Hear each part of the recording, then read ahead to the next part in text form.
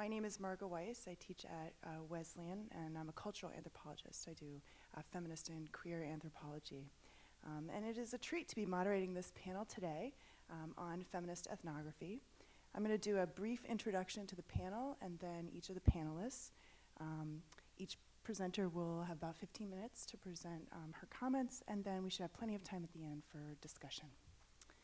So our panel takes its inspiration from a paper jointly written by Orit, Lynne, and Jennifer Randles, who unfortunately could not be with us today, entitled Reconciling Progressive Research Agendas with Fieldwork Realities, The Feminist Ethnographer's Dilemma. That phrase, which we've taken for the title of this panel, comes from the sociologist Judith Stacy's 1988 essay, Can There Be a Feminist Ethnography? In this essay, Stacy traces a number of what she calls contradictions in the project of feminist ethnography. Chief among them, a tension central to fieldwork between being a participant and being an observer, or in brief, between occupying a shared and equal relation to others and occupying a detached and superior one. For Stacy, this objectifying or even exploitative relationship between the object of study and the researcher cannot be effaced, even when both are women or both share the same national or cultural location. She writes, even an exhaustive, mutually beneficial exchange cannot resolve the feminist ethnographer's dilemma. The late 1980s was a moment of crisis for feminist ethnography. What had started as a project to study women had morphed into a much more complex task of analyzing gender in the context of post-structuralist critiques of knowledge and knowledge production, post-colonial theory, and analysis of feminists of color. In anthropology, the discipline that I know best, this historical moment provoked crises we have yet to resolve, indeed, crises that are perhaps best left unresolved. Crises of representation, form, and genre, crises of subjects and objects, crises of incommensurate epistemologies. It is this last that our panelists will focus on today. But before we zoom to the present, I want to linger in the 1980s just a little bit longer with the British social anthropologist Marilyn Strathern, whose 1987 essay, An Awkward Relationship, The Case of Feminism and Anthropology, is a classic in my own field. In the essay, she argues that in spite of anthropology's relative receptivity to feminism, the two projects are fundamentally different, not opposed, but rather existing, as she puts it, in different worlds. This is due, Strathern argues, to the different disciplinary practices institutionalized in feminism and in anthropology. Feminism, she argues, takes women's liberation from the other of patriarchy as its main objective, striving for autonomous female selves. Anthropology attempts to use the ethnographer as a bridge between self and other, striving for a dialogical construction of difference, typically non-Western cultural difference. And so, Strathern writes, for all their parallel interests, the two practices are differently structured in the way they organize knowledge and draw boundaries, in short, in terms of the social relations that define their scholarly communities. This emphasis on disciplines as assemblages of practices, on the knowledge-making structures and mechanisms of the academy and its internal processes of verification, evaluation, and testing is one key aspect of the dilemma before us today. So too are the contested relationships between method and theory, subjects and objects, and self and other at the heart of the ethnographic endeavor, anxious, ambivalent, or awkward as it may be. For the feminist ethnographer's dilemma is not a narrow or discipline-specific question. It is a question of what constitutes feminism. Our first panelist is Orit Avishai. How do I do? Okay. Orit is an assistant professor of sociology at Fordham University and is working on a book based on her dissertation research called Politics of Purity.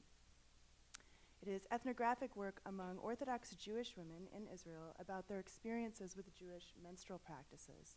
She will be sharing some of the feminist dilemmas that arose in this field site with us today in her talk entitled, A Secular Feminist Sociologist Faces Her Demons, What My Study of Orthodox Jewish Women Taught Me About Feminism. Our next presenter is Lynne Gerber, a scholar in residence at the Beatrice Bain Research Group and a research fellow at the Religion, Politics, and Globalization program at UC Berkeley. Lynne's forthcoming book, Seeking the Straight and Narrow, Weight Loss and Sexual Reorientation in Evangelical America, is a comparative study of Christian weight loss programs and ex-gay ministries. Her fieldwork with the ex-gay movement, specifically with ministries affiliated with Exodus International, is the basis for her talk today, which is entitled Gender Hegemony or Gender Innovation in the Ex-Gay Movement. So each panelist will have about 15 minutes to present their comments, which should give us plenty of time for audience discussion. Okay, thank you. So over the past 2 days, we've been talking about collaborations between the Academy and activists and how they're shared in common feminist goals. And I think that while all of us on this panel support and strive for the scholar-activist ideal, we're going to complicate that idea. And I think that there's this assumption among feminists and other progressive academics that scholarly and activist pursuits are always neatly aligned. And based on our experiences as feminist ethnographers, we have found, as others have noted before us, but that's become kind of the focus of our attention to highlight that, that the scholar, feminist, activist model is a little more tenuous. The origins of the panel are in conversations that I had with Lynne and Jennifer Randles, who's another co-author on the paper that Margaret referred to. So conversations that we've had over the years about the difficulties that we each encountered in our respective field sites as feminist ethnographers. So just briefly, Jennifer studied state-sponsored marriage promotion and education programs. Lynne, as you've heard, studied ex-gay ministries. And I studied Orthodox Jewish women's experiences with Jewish laws of menstrual purity. Now, our case studies couldn't be more sort of different analytically, conceptually, geographically, but what we found they all shared was a study of what we've come to call conservative social spaces. So these are practices, institutions, social arrangements that feminism, by definition, deems as misogynist and or anti-feminist, and Tay actually is going to complicate that because she studied what some could call feminist social space. Is that correct? Well, I'd call it. Yes, I will. But she's going to complicate that even further. So I'm very excited that she's come into our conversation too. Now we all just to lay out our feminist credentials. Okay, so Lynne, Jennifer, and I, we came to our project as sort of card-carrying feminists. We were trained at Berkeley, sort of feminist-friendly institution by feminists. Mentors, we had taken classes on feminist methods, et cetera, et cetera, et cetera. Yet we realized that there were some substantial difficulties that we encountered in the field as feminist ethnographers. And the issue was that our feminist politics often clashed with our empirical findings. So I'll tell you a little bit about my case and then expand that to some of the broader implications. So I spent several years studying Orthodox Jews in Israel, and I was interested in discourses surrounding marriage and sexuality. And the focus of my study became around how Orthodox Jewish women make sense of a set of laws that is known as Jewish menstrual laws, or nidah, or the laws of family purity. These are originally, the origin of these laws are in the Bible, and of course they've been interpreted and reinterpreted and expanded and elaborated by rabbis, obviously male rabbis, throughout Jewish history. So how did they make sense of these laws? How did they adapt them? How did they negotiate with them? How did they make sense of them in sort of 21st century realities? These laws are very little known outside Orthodox Judaism. You've probably know about Jewish dietary laws. You know about the Sabbath. These laws for Orthodox Jewish people are on par with dietary laws and the Sabbath. And they basically organize marital sexuality for Orthodox Jews. The laws prescribe a highly detailed and ritualized set of practices that dictate how women dress, monitor their bodies, and how they interact with their spouses throughout the menstrual cycle. In ancient times, menstrual impurity was one of several impurities that regulated access to the temple. Okay, if you were for some reason ritually impure, you could not access the temple. Temple is long gone. And these laws have come to take new meaning in the sense that they regulate marital sexuality. And women are literally considered impure and therefore sexually inaccessible. Okay, so impure and therefore sexually inaccessible for roughly 2 weeks of every menstrual cycle. Now, per my training as a feminist sociologist, as well as my own background as a secular Israeli Jewish woman, the practices I was studying embodied everything that rendered Orthodox Judaism as a patriarchal religion. And it's actually this very designation that drew me to this study in the first place. Right? It's one of those paradigmatic gendered practices that revolved around and seemed to perpetuate patterns of inequality. But when I approached the practices from the perspective of the women I studied and from the perspective of the culture I had entered, these laws and practices took on different meaning. So one of those meanings was that Jewish women made sense of their identity through the very act of organizing marital sexuality around the laws of menstruation. Adhering to these set of laws amounted to them for sort of doing orthodoxy. That's how they, one major way of indicating their orthodoxy. And this hinged on drawing a contrast, a very clear contrast between Orthodox sexuality and secular sexuality. So Orthodox sexuality hinged on pattern of sexual accessibility and then restraint, and secular sexuality in the Orthodox imagination hinges on constant and ongoing gratification, and of course that's not buttressed by research on how much sex married people actually have, but that's a different story, right? The real issue is about accessibility and being a subject who controls one's desires. Another meaning hinged on how one understands the term menstrual impurity, which sounded to my feminist ears as the ultimate denigration of women, sounded to my interviewees, certainly not all of them, but to many of them, as a simple designation of status that has many iterations in Jewish tradition. So impurity is not necessarily a pejorative category. So in other words, it turns out that what looks like a paradigmatic oppressive technology of power that sustains patriarchal, heterosexist, and sex-negative social order did not quite capture the breadth of experiences and significance of this ritual and legal realm. So my data begged the ethnographer in me to arrive at this conclusion. The feminist in me kind of balked. Okay, women who menstruate are impure, and I'm supposed to go with that. Now, none of this may sound to you as earth-shattering, right? This is what good ethnography does. We uncover multiplicity of meanings. The point, however, and this is these tensions that I've just discussed, and Lynne will discuss them further with the other case studies, amount to a dilemma that I think that is endemic to feminist ethnography more generally. Our feminist politics and the empirical realities that we uncover are often incongruent. And this leads me to a second insight that we came to. The feminist ethnographer's dilemma is rooted in feminism's very successes as an intellectual and political endeavor. So feminism, as it is institutionalized by academics and by activists, has produced a set of orthodoxies that are embedded in the theoretical and conceptual frameworks that are available to us as interpreters of the social world. And what we mean by this notion of orthodoxy is that we've produced a feminist canon, an expectation to maintain their feminist credentials, feminist researchers should interpret their cases in accordance with prominent feminist theories.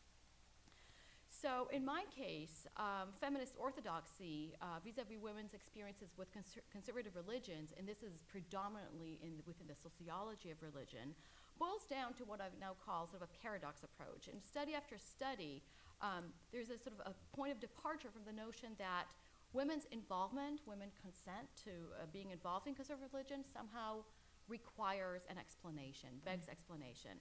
And then from there, the interpreter can take two routes. One is to deem women's experiences as oppressive, right? And could be false consciousness, or they could just be oppressed. Or the other route is these women can be redeemed, right? So we find an alternative explanation to why they do what they do. So maybe we're finding that there is really some sense of empowerment. Maybe there is resistance. Maybe they're just being strategic actors navigating a complex social world. So think of women donning the veil to resist westernized regime in Turkey, right? Or as a tool that allows them to step out into an otherwise hostile public square in Egypt, right? So the veil, it becomes strategic. In my case, menstrual laws can be interpreted to empower women. Now they have control over marital sexuality. They know if they're ritually pure or impure. The husband doesn't really know. Yet, like Saba Mahmoud, who studied the Egyptian piety movement, I found that there was a lot more to these menstrual laws. And the plausible interpretation that emerged for me was that this embrace of the religious practice, or you could call it compliance, had a lot to do with the cultivation of oneself as a pious religious Jew, one who seeks to draw a distance, a constant distance between herself and dominant secular Israeli culture.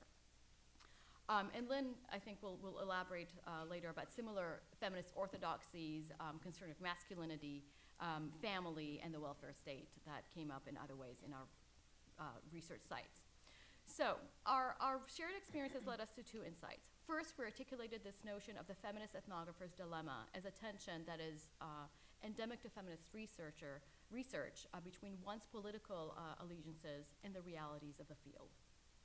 And second, we articulated this critique of the institutional conditions under which feminist research or feminist knowledge is produced and the ways in which it begs to shape our analyses. And I want to elaborate a little bit more about this. So nominally, we're told that good ethnographic practices that are grounded in post-positivist methodologies and epistemologies and research that is undertaken by researchers who are well-versed in feminist theories are all that's necessary to produce good feminist analysis, right? So follow the research trail and the story will just emerge. You will be able to generate knowledge, rewrite social theories, and promote the sort of feminist goals. But then we have another set of advice, right, that is often subtly undermined by this to vindicate our research subjects. And feminist scholars will often recognize the tension, I think, that we all felt to, on the one hand, do justice by our research subjects, and on the other, to get our research through to colleagues who were sometimes suspicious or thought that by offering alternative interpretations, we're undermining some broader feminist cause. So feminist institutions, we suggest, have developed an organizational structure that subtly, or sometimes overtly, encourages feminist analyses proceed in accordance with orthodox feminist ideas or principles, while formally insisting on highest standards of qualitative methods. After decades of hard-fought and fortunately hard-won, in many cases, battles for intellectual and political legitimacy, feminist theory has established itself in the academy, and feminist research now occupy influential positions in scientific, intellectual, and political networks. And this despite the imminent threats to institutions of higher learning that we heard about in a session yesterday. And like other influential scholars, feminist scholars now occupy a relatively privileged standpoint, or I should say some feminist scholars occupy such points. So if we take seriously the notion that knowledge is constructed and that gatekeepers have much control over this knowledge, we must take seriously the possibility that these very successes of feminism mean that the system of knowledge has produced its own canon, its own orthodoxies. And while these orthodoxies definitely may advance a political cause, they may limit researchers' abilities to decipher empirical realities. And I want to go back a little bit in time and just I liked your introduction, Margaret, because it resonates with what I want to say. And I think that the feminist ethnographer's dilemma is really a product of feminism's legacies and successes, right? So feminist research from its origins was intertwined with the legacies of the women's movement and women's activism. The very concept of feminist social research and a feminist approach to social research, right? Those are two different things, emerged in the 1960s in the context of struggles for social justice and in tandem with feminist criticism of how we do research, what kind of questions we ask, what kind of theories we use, what kind of analytical lens we use. And right, the point was to uncover women's and other disadvantaged groups' invisibility. So feminist research was part of a larger agenda to provide voice, representation, and ultimately power to those whose interests, needs, and perspectives were occluded by traditional gendered norms. So often, right, the same women who were conducting this research were also at the forefront of working towards implementing the changes that the truth that they unearthed demanded. This is a lot of what we've heard about in the past 2 days. However, this intertwined history of feminist research and activism has given rise not only to the activist scholar model, but also to these inherent tensions that we're talking about. Because at the end of the day, there are some competing allegiances, and they're rooted in this feminism's duality. On the one hand, feminism is a prescriptive project, right? Loosely defined around critiques of unjust gendered institutions, practices, and social arrangements. And the prescriptive project instructs us to advance progressive social goals through research. This imperative equips the feminist ethnographer with a vision, with interpretive strategies, with framework, and with broad political goals or mandates to work towards social justice. At the same time, feminism is an analytical project that strives to explain the social world, to interpret it for others. And as an analytical project with its own set of methodological sensibilities, feminism instructs us to take seriously the words and experiences of our research subjects, right? And this is what Margaret started out with. To respect and make audible the perspectives and the worldviews of people whose social positioning often renders them less visible, like the Orthodox Jewish women I interviewed. Now, historically, these two imperatives have been seen as complementary. So social change, right, the argument goes, is advanced when those without voices are able to shed light on social injustices and to participate in making a difference.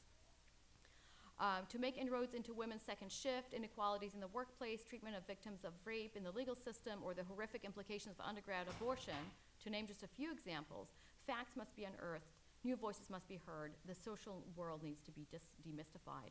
But sometimes these two imperatives do not align. So what are we to do? Must the feminist ethnographer seek to disable the conservative social space under study to justify the research program and research findings?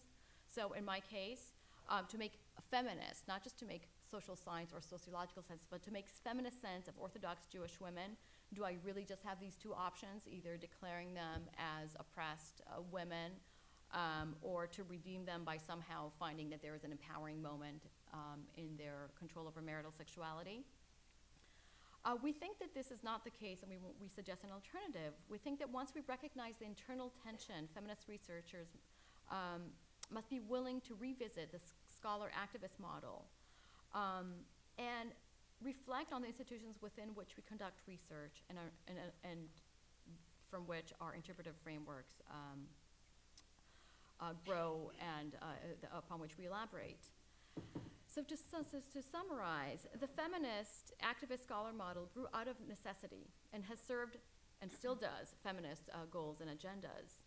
But feminism largely developed in the tandem, and the sense among feminist researchers was that doing good social research also contributes to your political agendas, and vice versa. And now we kind of say, wait, maybe there is a way to embody and combine. Yeah, we can wear the two hats. I'm the activist, and I'm the researcher, but sometimes not at the same moment. Sometimes those don't mesh. And the point that we want to make is that that's okay.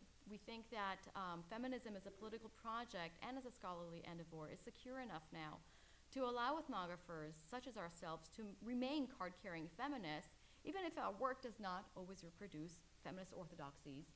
And in fact, this might be a boon to feminism, because if we have this flexibility, we might come up with other ways of making meaning of the social world that ultimately do shed light on a broader understanding of feminism and how it interacts or arises in the social worlds that we study. Thank you. Thanks.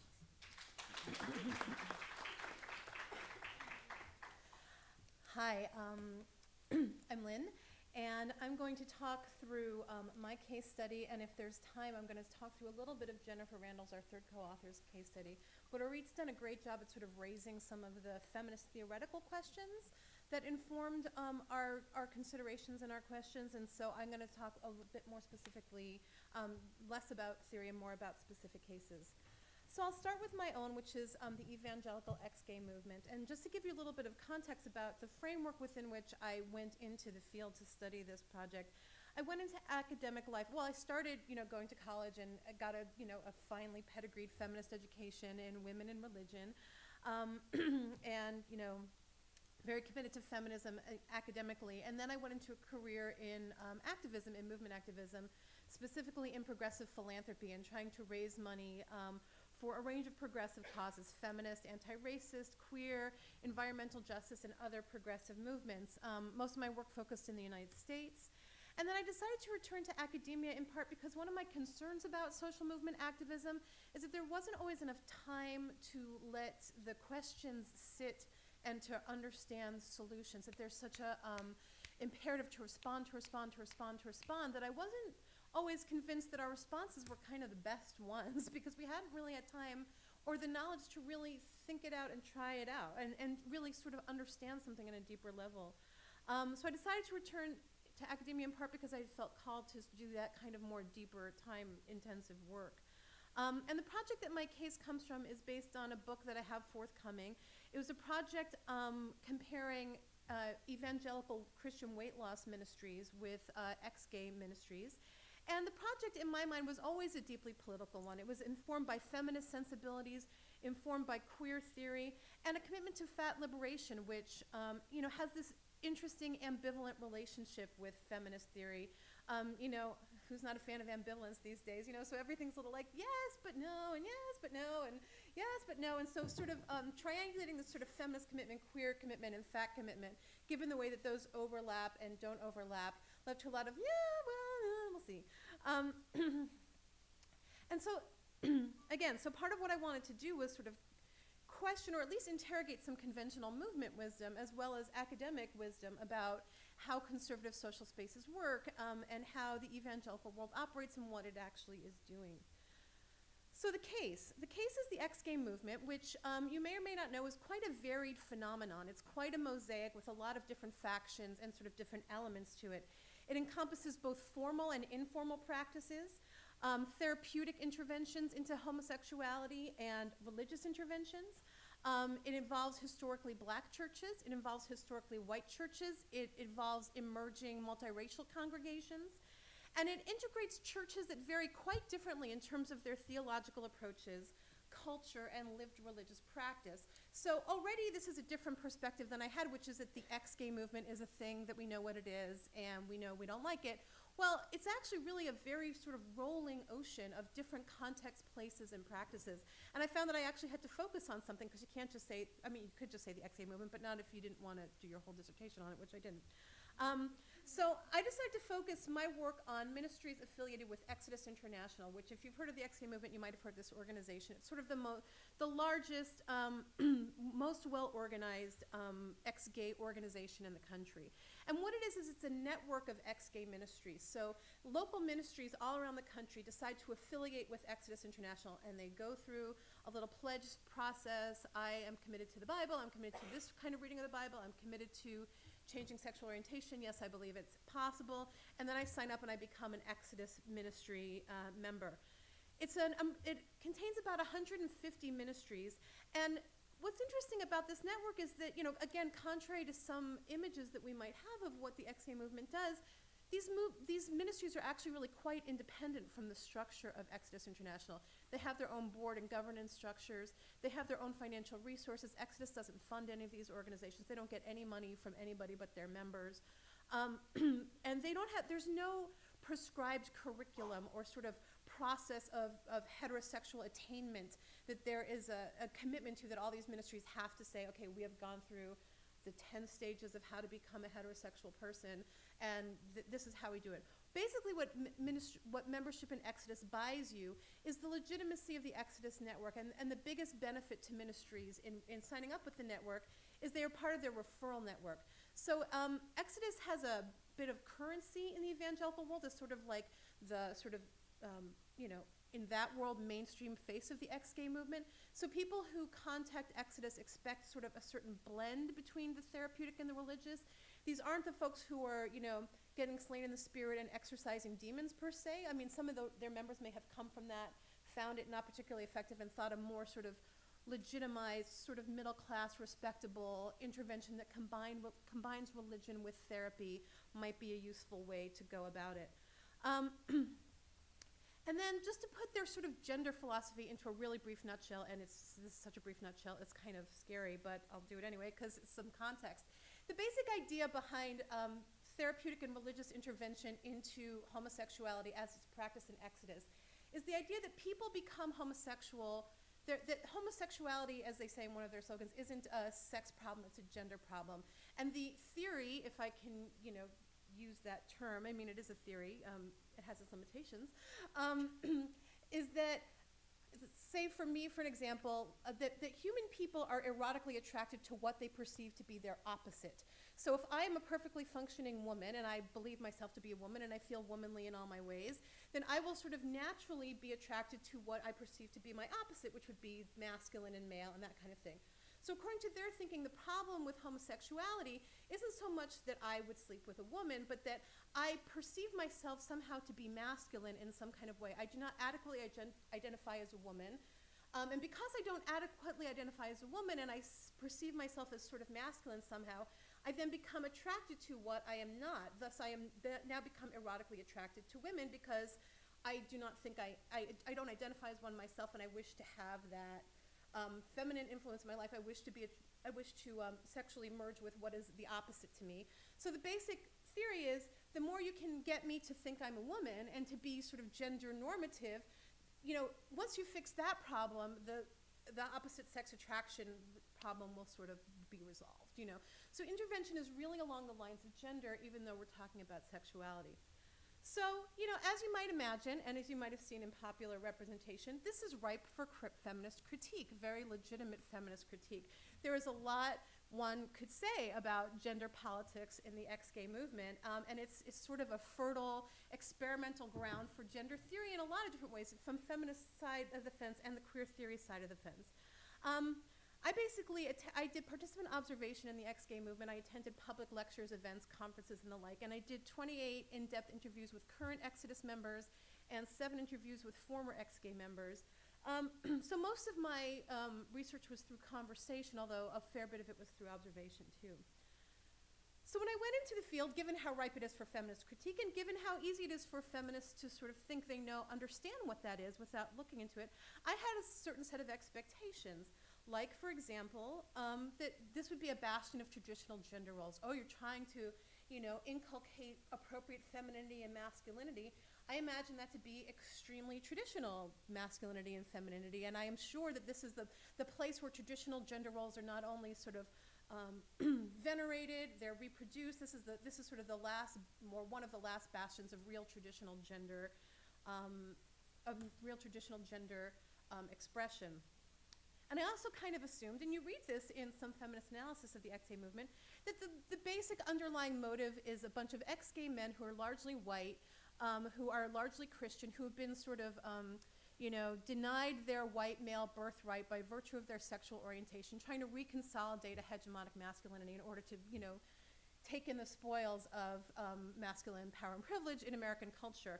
Good theory, interesting idea, and certainly an assumption, but, as I came to study the movement more, no, I'm not so sure.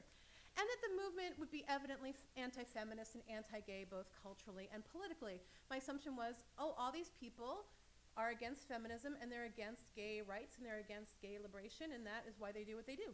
So we can assume that that as a feminist, they are not me. They're not me, and they're potentially my political adversaries. Yeah. So these are, sort of feminist standard knowledge and movement-based standard knowledge about what ex-gay ministries are and what they do. But what I found was really quite a bit more complicated, especially regarding masculinity, which soon became what I was actually quite the most interested in. And so I'm just going to give you 3 examples of moments that really sort of question my understanding of what kind of masculinity is being promulgated. So sure, these ministries are saying to gay men, in order to be a straight man, you must be more masculine. But what exactly does that mean? 3 moments that made me say, I'm not saying what these are, but I'm saying they're not what we all think they are here on the progressive side of the fence. So the first was this sort of introduction to the range of legitimized masculinities in the ex-gay movement. This was at a workshop called Breaking the Myths of Masculinity. It was led by an ex-gay man and what they call an ever-straight, which is basically a straight man. And they had this conversation together about what masculinity is, what it looks like, its virtues, its strengths, its weaknesses, blah, blah, blah, blah, blah. And so the ever-straight man said, so they were talking about what they love, the things that they love in this world as men, because they're men. He said, I love Ultimate Fighting Championship. It's human cockfighting on Jeeps. I also love stories. I love chick flicks. I cry at every one. I can't get over them for a couple of days. I love the stories that talk about affection and love. I love to write. I love genuine conversation. I hate BSing. I hate walking into the context of guys and talking about nothing important. It's crap, but I did it most of my life.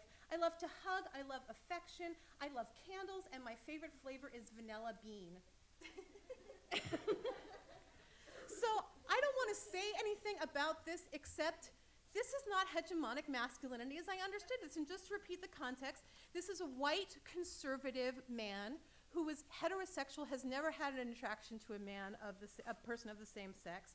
He is attending an ex-gay conference, what you would think of as a highly degraded space in the evangelical movement. He's going in happy as a clam, confessing his love for vanilla bean candles, and comparing his own masculinity to a gay man who's talking about how much he loves shopping and window treatments, as if this was just a normal expression of that we all kind of understand that this is what the range of traditional masculinity is. And I was like, we all understand that? I didn't understand that, and you all seem to be okay, and I'm just confused. I don't understand what's going on. One other example, because my time is running short, one of the things that in this sort of process that folks emphasize is homo-intimacy, and this is like the cultivation of these really close relationships between men, the idea being, if I am a man and I am insecure in my masculinity, and that's why I'm not attracted to women, I'm going to gain my masculinity by being really close friends with men. Okay, so Joseph Nicolosi, who's one of the leading theorists of this movement, writes about this sort of male-male friendship, saying, the only way, this is a quote, the only way a man can absorb masculinity into his identity is through the challenge of non-sexual male friendships, characterized, this is what male friendships are characterized by, mutuality, intimacy, affirmation, and fellowship. Again, not hegemonic traditional masculinity as I understood it, unless hegemonic masculinity has become to be about intimacy, affirmation, and mutuality between men, in which case I don't recognize the world that I live in, and I just don't understand why all the politics that are happening have been happening. It's a strange masculinity. It's a different masculinity.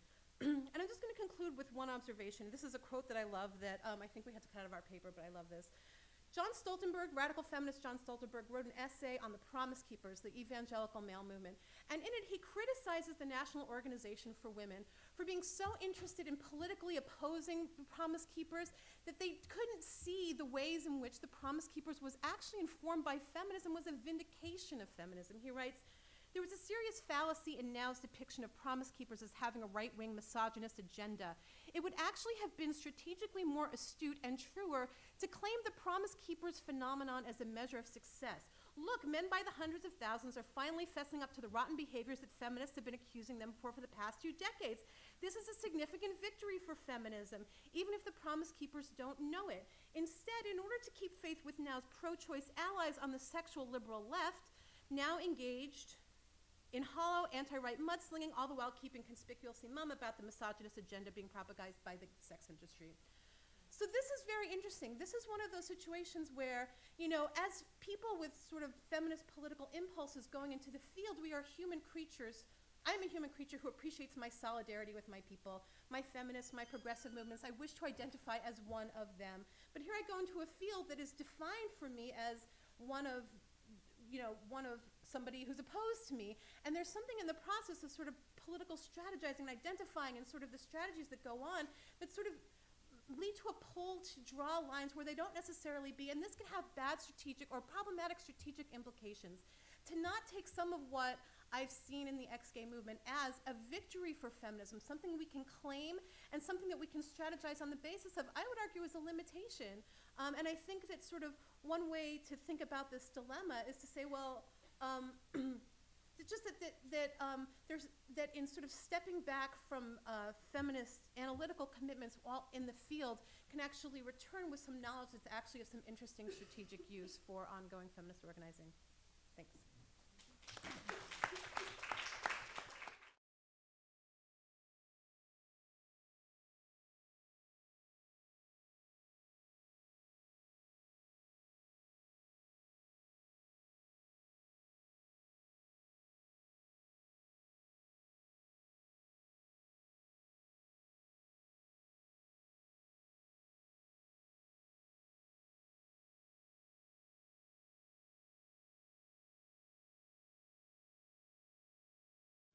I'll start. I have a specific question. I can answer it.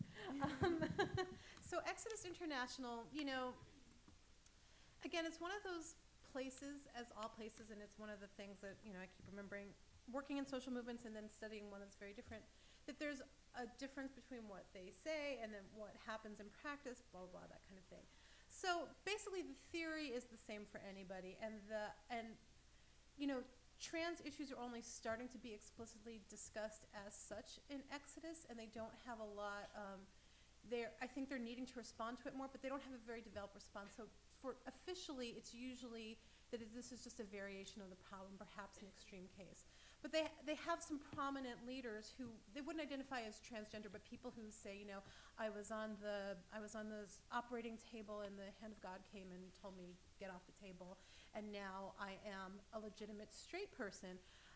But you know, so one of their prominent leaders, this man named Cy Rogers, is one of such people who says that he, you know, was considering gender reassignment surgery in the 80s in Thailand or some such thing, and you know, by the grace of God, he decided otherwise, and isn't that great?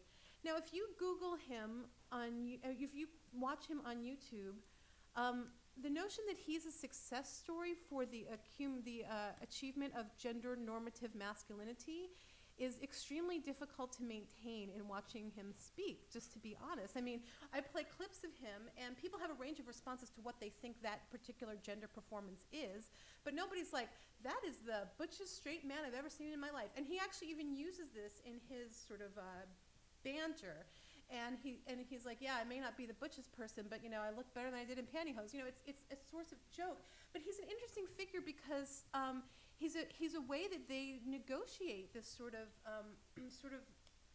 gender non-normativity in a way that legitimizes, but is, you know, so in theory we're saying this is an example of somebody who's healed himself from homosexuality, which means in theory he has achieved heterosexual, you know, normative masculinity. We recognize him as a success case. Therefore, whatever he's displaying, we recognize as a legitimate form. And what he is displaying is nothing like you would think a legitimate form of traditional masculinity would look like. It's this place where the sort of the rhetoric and the practice are in this crazy tension that you're just like, which is operative here? Is it that you really believe that this is gender normativity, or is it that you're trying to find a frame in which you can live with gender non-normativity in a way that doesn't make you think that you're going to hell or something? It's a very confusing case, but he's an interesting example. In terms of bisexuality, I mean, again, the theory, the practice, the theory is pretty much the same. The practice is it's a lot easier for people who have had, you know, who are bisexual to legitimately claim heterosexual, you know, success in these ministries cases. But it's pretty, I mean, it's theory, it's pretty much the same. Okay, how does feminism shape how we study? Or I'll just talk about, I think in my very choosing of my subject was because, right, I mean, I call this sort of a feminist sociologist faces her demons. I grew up in Israel, as secular as you get, and the Orthodox, and particularly practices around the body, practices around sexuality, practices around marriage was just epitomized everything that was wrong, backwards, whatever, about Orthodox sexuality. So going back that community with what I had learned in Berkeley, in the sociology department, in the women's studies department, in and of itself felt like a feminist moment, saying, wait a minute, right? I mean, this is just my politics speaking, right? There must be other ways to experience it. There must be other ways to think about it. So I think that's where one way that feminism shapes what we study, but that also means really taking these people seriously, right? If we're saying, okay, we're going to give voices to people who we usually don't hear from, it is, yes, you study people who are disadvantaged in many different ways, but, Orthodox Jewish women, there are not a lot of narratives out there, other than the mocking ones, perhaps, about their experiences. So to me, that's a feminist moment, too.